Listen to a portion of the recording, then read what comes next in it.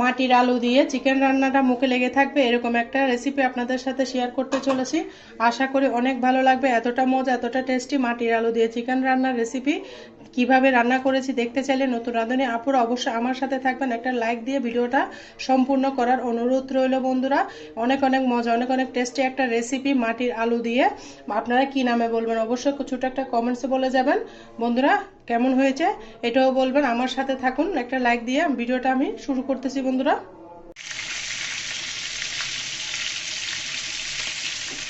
বিসমিল্লাহির রহমানির রহিম। আসসালামু আলাইকুম বন্ধুরা, কেমন আছেন? আশা করি যে যেখানে আছেন সবাই অনেক ভালো আছেন। আলহামদুলিল্লাহ আমিও আমার পরিবার নিয়ে ভালো আছি। আজকে আরেকটা নতুন রেসিপি নিয়ে চলে এসেছি বন্ধুরা, আশা করি ভালো লাগবে বন্ধুরা। আজকে আমি রান্না করব মাটির আলু দিয়ে।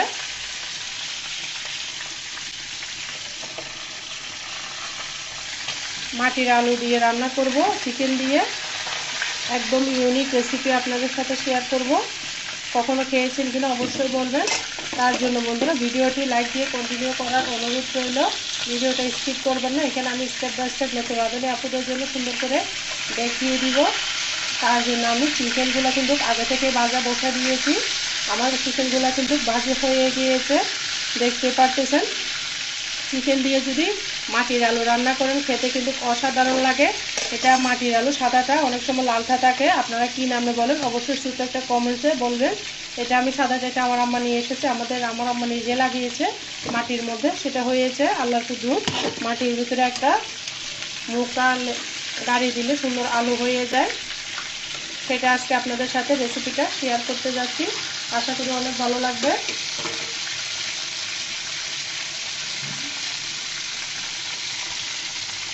তার জন্য মাংসগুলো কিন্তু আমি ভেজে নিয়েছি, দেখতে পাচ্ছেন। এখানে শুধু আমি লবণ দিয়ে মাংসটা ভাজি করতেছি। লবণ দিয়ে ভাজি করলে মাংসটা খেতে দারুণ লাগে, শক্ত শক্ত হয়ে যায়, একদম দেশি মুরগির মতো স্বাদ লাগে।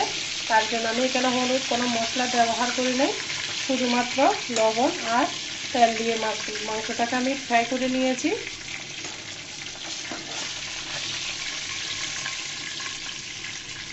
মাংসগুলোকে আমি ভেজে উঠে নিয়েছি। সম্পূর্ণ ঘরোয়া মশলা দিয়ে আজকে রান্নাটা রান্না করব। এখানে দিয়ে দিলাম পেঁয়াজ।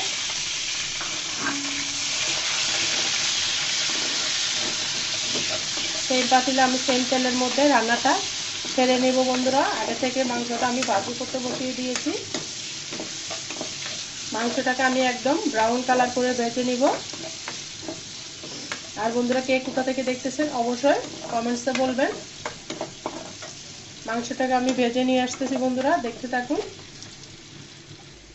দেখুন বন্ধুরা পেঁয়াজটা আমার ভাজা হয়ে গিয়েছে।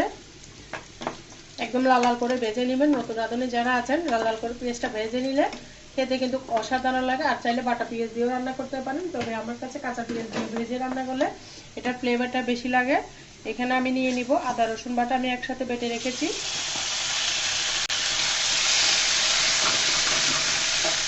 সেটা দিয়ে দিলাম 2 চামচ মতো। দিয়ে আদা রসুন বাটাটাকেও আমি সুন্দর করে ভেজে নিব যেন কাঁচা গন্ধটা চলে যায়।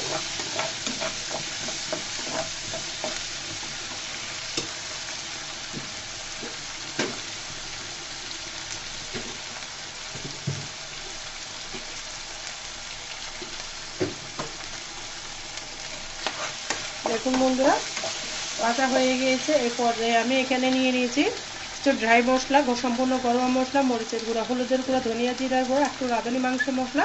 করবেন না, স্কিপ করলে হয়তো কোনো অংশ বাদ পড়ে যাবে। এ পর্যায়ে আমি দিয়ে দিব পানি। পানিটা দিয়ে ভালো মতো মশলাটাকে কষিয়ে নিব। আর বন্ধুরা আমার রান্নাগুলো কেমন হচ্ছে তো একটা কমেন্টসে বলবেন। আমার প্রিয় আপুরা ভাইয়ারা কিন্তু অনেক সুন্দর সুন্দর করে রান্না করে। আমি অতটা ভালো পারি না, তারপর শেয়ার করি আপুদের জন্য। নতুন রাঁধুনি যারা, আমরাও কিন্তু একসময় রান্না বান্না পারতাম না। ইউটিউবে হচ্ছে আমাদের সম্বল। ইউটিউব থেকে দেখে শিখেছি। এখন যখন ইউটিউব আমরা কাজ করতেছি, তার জন্য আমিও ভিডিও বানাই, শেয়ার করি নতুন রাঁধুনি ব্যাচেলার ভাইয়াদের জন্য। আশা করি ভালো লাগবে, যে কেউ রান্না করতে পারবে। এই এতটা সহজভাবে আমি চিকেন রান্নাটা দেখিয়েছি। তারপর দিয়ে দিলাম কিছু কাঁচামরিচ ফালি করে। ভালো করে মশলাটাকে কষিয়ে নিব। দেখুন বন্ধুরা আমার মশলাটা কষানো হয়ে গিয়েছে। প্রায় 3-4 মিনিট মতো আমি কষিয়েছি মশলাটা। একদম তেল উঠে গেছে, স্বচ্ছভাবে দেখা যাচ্ছে, খুব সুন্দর। এভাবে তেলটা উঠিয়ে নিয়ে মাংসটা রান্না করবেন, খেতে কিন্তু অসাধারণ লাগবে। এরপর যে আমি কিছু আলু দিয়েছি, মাটির আলুর সাথে আমি কিছু নর্মাল আলু দিয়েছি, গুল আলু, পটেটো আলু যেগুলো ছিল সেগুলো দিয়েছি, কারণ আমার বাচ্চারা মাটির আলুটা খেতে পছন্দ করে না, ওরা খেতে চায় না, ওরা মাংসের সাথে আলুটা অনেক পছন্দ করে। তার জন্য আমি দিয়েছি কয়েকটা আলু, 2টা আলু দিয়েছি এখানে, সুন্দর করে একটু পাতলা করে স্লাইস করে দিয়েছি যেন তাড়াতাড়ি সিদ্ধ হয়ে যায়। একটু আলুটাকে আমি কষিয়ে নিব।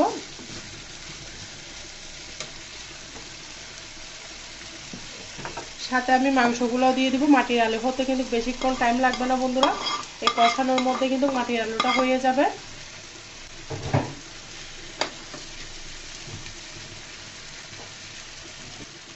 কিছু কলিজা আর 2টা মুরগির পা দিয়ে দিলাম। মুরগির পা খেতে কিন্তু আমার ভীষণ ভালো লাগে, অনেকজন হয়তো খেতে চান না, আমার শাশুড়িও মুরগির পাটা পছন্দ করে। আমি 2টা মুরগির পা দিয়ে দিলাম। এই পর্যায়ে এগুলোকে আমি 5 মিনিট কষিয়ে নেব, হাফ কাপ মতো পানি দিব। চিকেন দিয়ে মাটির আলুটা রান্না করে দেখবেন বন্ধুরা, এতটা মজা। আমি তো প্রত্যেক বছরই মাটির আলুটা চিকেন দিয়ে রান্না করে খাই, মাছ দিয়ে আমার অতটা ভালো লাগে না, আমার কাছে চিকেন দিয়ে রান্না করলে বেশি ভালো লাগে।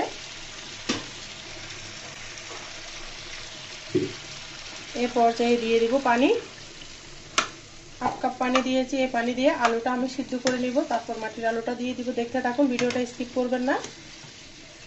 আর বন্ধুরা, এতটুকু এসে যারা একটা লাইক দিতে ভুলে গিয়েছেন, প্রিয় আপুরা ভাইয়ারা, অবশ্যই একটা লাইক দিয়েছেন কিনা দেখুন বন্ধুরা, একটা লাইক দিয়ে আমাকে সামনে দিতে এগিয়ে যাওয়ার পথটা সহজ করে দিবেন। আমি ফিরে আসতেছি বন্ধুরা 5 মিনিট পরে। দেখুন বন্ধুরা, ফিরে এলাম 5 মিনিট পরে। আবার আমি নেড়ে ছেড়ে দিব। এই পর্যায়ে দেখুন আলুটা একটু সিদ্ধ হয়েছে। এখন আমি কিন্তু মাটির আলুটা দিয়ে দিব।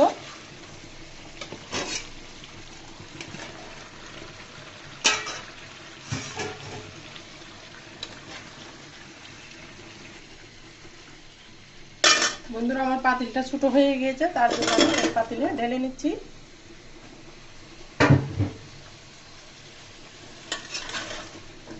ঢেলে নিয়ে দেখুন আমি এটাতে অনেক ছোট হয়ে গেছে পাতিলটা, একটু নাড়াচাড়া করতে অসুবিধা হচ্ছে, তার জন্য আমি বড় পাতিলে ঢেলে নিয়েছি।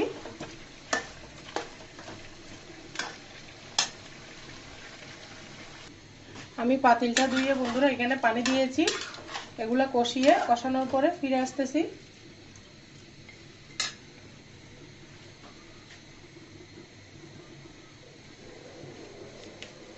দিয়ে দিব স্বাদের ব্যালেন্সের জন্য হাফ চামচ চিনি।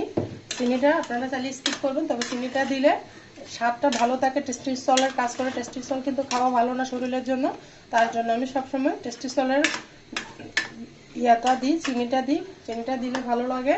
এই পর্যায়ে আমি ঢাকনা দিয়ে রেখে দিব। দেখুন বন্ধুরা, প্রায় ফিরে এলাম 10 মিনিট পরে। চুলার আগুনটা কিন্তু মিডিয়াম করে রেখেছি, পানিটা টেনে নিয়েছে। এই পর্যায়ে আমি চুলার আগুনটা বাড়িয়ে দিব। আলুটাও দেখতে পারতেছেন প্রায় সিদ্ধ হয়ে গিয়েছে। মাটির আলু সিদ্ধ হতে কিন্তু বেশিক্ষণ টাইম লাগে না।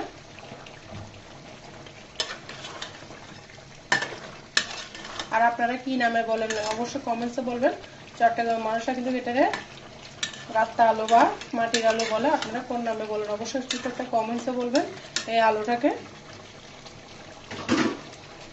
এই পর্যায়ে আমি দিয়ে দিব গরম পানি। আমি কিন্তু অপর চুলায় গরম পানি বসিয়ে রেখেছি।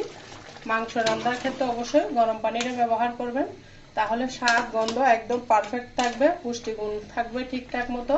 অবশ্যই চেষ্টা করবেন গরম পানি দেওয়ার জন্য। আমার আলুটা একটু সিদ্ধ হতে টাইম লাগবে, তার জন্য আমি একটু পানি দিয়েছি। পানিটাকে শুকিয়ে আমি মাখো মাখো ঝোল করে নিব। এই পর্যায়ে আমি আবারও ঢাকনা দিয়ে রেখে দিলাম, ফিরে আসতেছি। দেখুন বন্ধুরা, ফিরে এলাম আমি 5 মিনিট পরে।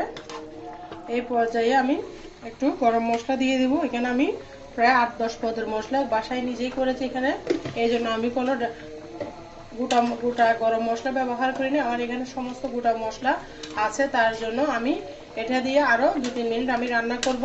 ফিরে আসতেছি বন্ধুরা 2-3 মিনিট পরে।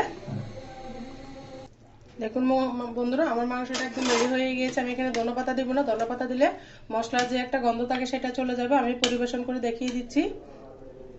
দেখুন বন্ধুরা কেমন হয়েছে আমার মাটির আলু দিয়ে চিকেন রান্নাটা অবশ্যই ছোট একটা কমেন্টসে বলে যাবেন। আর এতক্ষণ পর্যন্ত যারা আমার সাথে ছিলেন সবাইকে অসংখ্য ধন্যবাদ। যারা যারা আমাকে এতটা সাপোর্ট করেছেন সবার জন্য অনেক দোয়া ভালোবাসা রইল। আজকের মতো আমি এখানে বিদায় নিচ্ছি। সবাই ভালো থাকবেন, সুস্থ থাকবেন। আল্লাহ হাফেজ। আসসালামু আলাইকুম।